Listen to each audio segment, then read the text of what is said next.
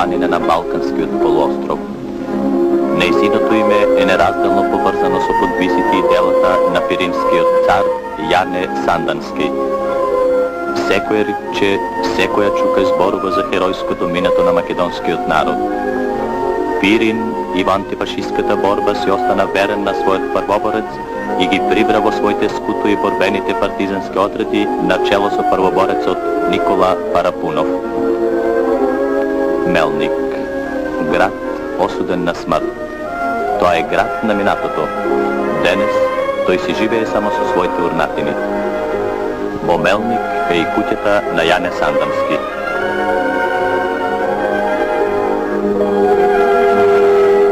Банско. Во овој град беше штабот на Јане. Овде се роди израз на македонскиот поет и револуционер Никола Јонков Вапцаров. Куќата и мајката на поетот.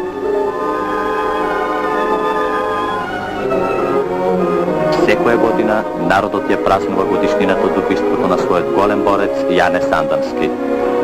Во овој ден градоите и селата добиваат празничен изглед, а спроти денот насекаде се одржуваат свечени академии посветени на Јане Сандански.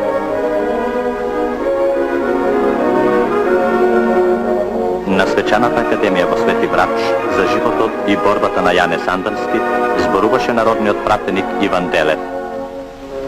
Во македонското народно-ослободително движење против Отоманското царство и големобугарските империалисти, Сандански се издигнува како идеолог и организатор на борбата. Тој е најсаклет непријател на врховизмот. На академијата се присутни и писателите од Народна република Македонија Славко Јаневски, Гого Ивановски и други. Се создават се потесни врски меѓу писателите и други културни работници од двата краја на Македонија, кои се јавуваат како вистински израз на општите изгледи за поскорешно и целосно изградување на македонската национална култура.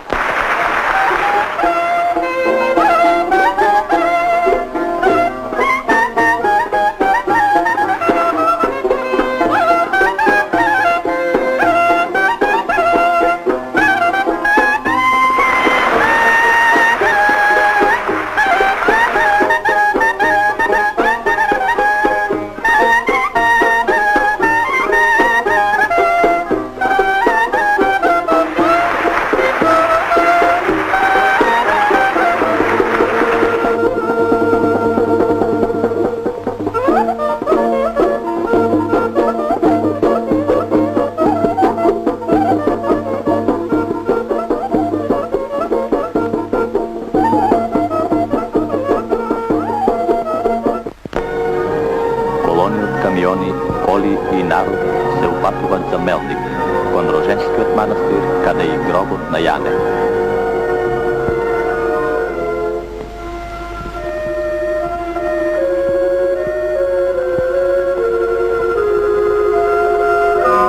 Бескрајна е љубовта и признанието кон делото на Сандански. Бескрајни се и колоните од луѓе, мажи и жени, стари и млади.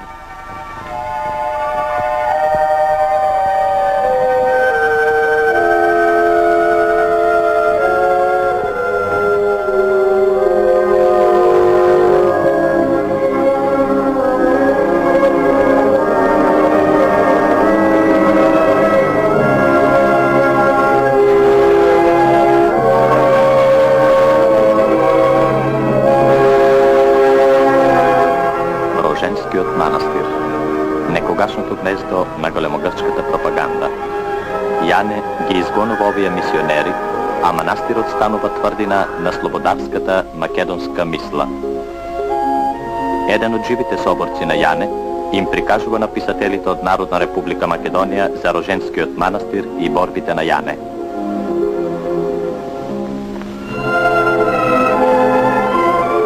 Огромна маса народ се стече на гробот на Сандански. Оптика се и делегатите од Народна република Македонија.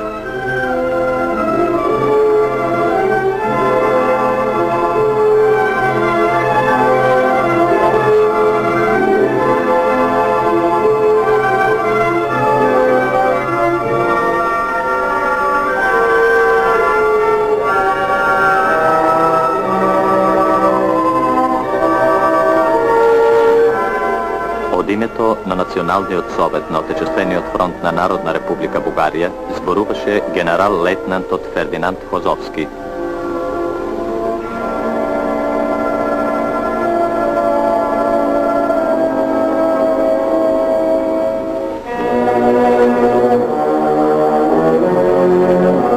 Крсто Стојчев, член на Президиумот на Великото народно собрание на Народна република Бугарија. Од името на Народна република Македонија зборуваше министерот на народната просвета Димче Мире. Ние, со помоќта на другите братски југословенски народи, им соградивме најубав паметник на Гоце и Јане. Тој паметник се вика Народна република Македонија во рамките на Федеративна Народна република Југославија. Предавајќи ја штафетата од гробот на Јане за главниот град на Народна република Македонија, Скопје, Борис Аврамов рече: оваа штафета нека биде уште еден израз на длабока љубов, верба и решеност, достојно да го продолжиме и оствариме делото на нашиот загинал првоборец Јане Сандански. А нашата желба е обединувањето на македонскиот народ во рамките на Федеративна Народна република Југославија.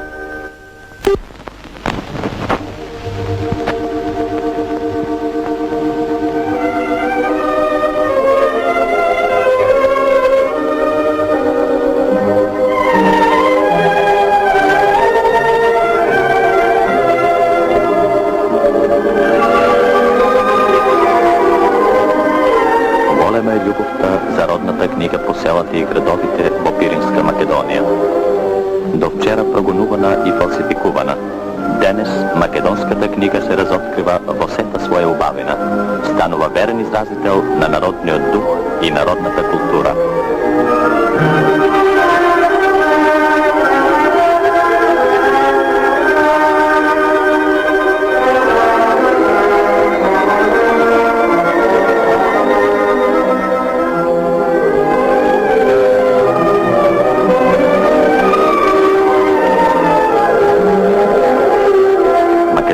Книжарници ги држат по постојана врска двата дела на Македонија.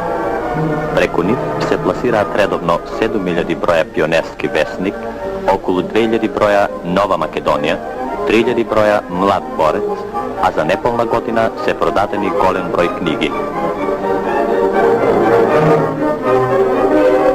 Младината, цветот на македонскиот народ, пазејќи ги длабоко во своите срца борбените традиции на големите македонски револуционери Гоце и Јане, го совладуваат литературниот македонски јазик и ја учат својата историја.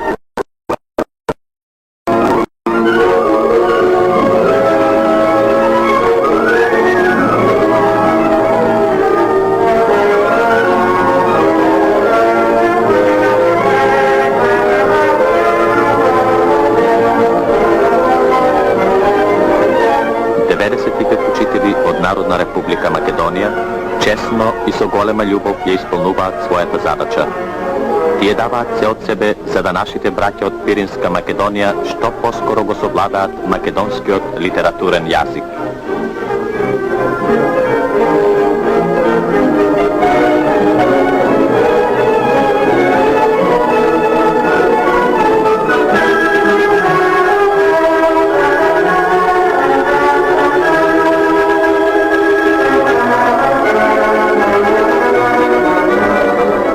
Силни се чувствата на патриотизам кон народната македонска земја, кај трудбениците и народната интелигенција од Пиринска Македонија.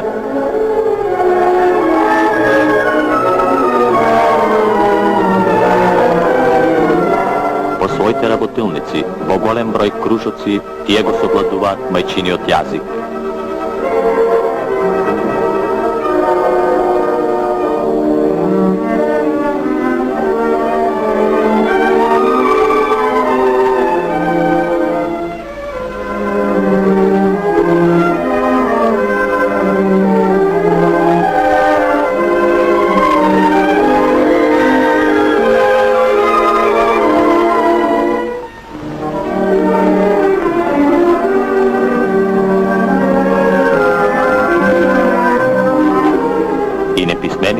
Своите први љубими слова ги пишуваат на литературен македонски јазик.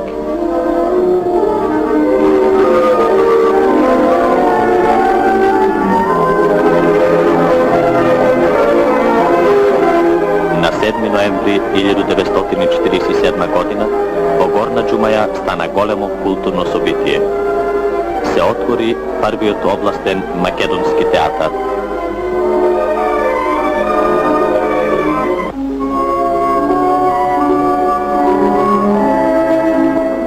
Со битовата пиеса Печалбари, театарот ја започна својата културна дејност. Тогаш за прв пат од сцената се разнесе родниот македонски збор.